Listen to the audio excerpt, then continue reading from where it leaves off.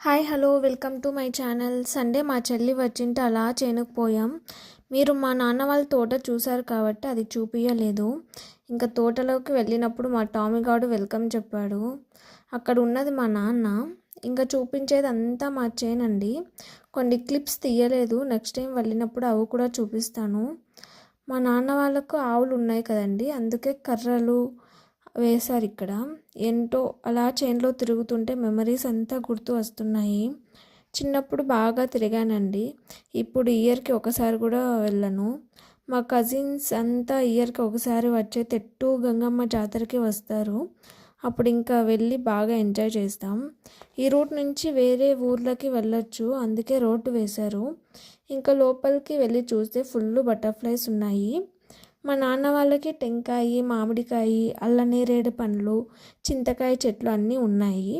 అక్కడే సామాన్లు పెట్టుకునేకి చిన్న రూమ్ కూడా వేశారు. మా చేను చుట్టూ కొండలు ఉంటాయి. ఇంకా ఇక్కడ చింతమాన్ చూస్తున్నారు కదండి, ఇక్కడ ఫుల్ ఆడుకున్నాం.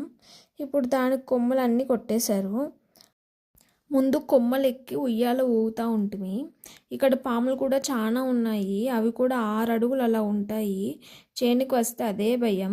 పాములతో కూడా మెమరీస్ చాలా ఉన్నాయి. ముందు తోటలో గుడిసె ఉండింది చిన్నప్పుడు, అక్కడ పడుకోండి గుడిసె పైనే పోతూ ఉండింది.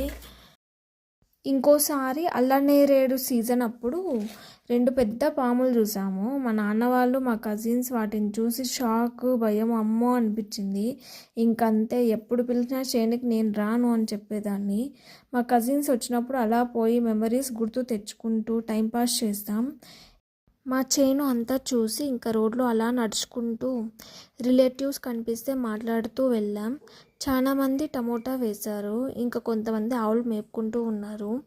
అల్లనేరేడు సీజన్ అయిపోయింది కదండి, ఆల్మోస్ట్ అందరూ ఫ్రీ అయ్యారు.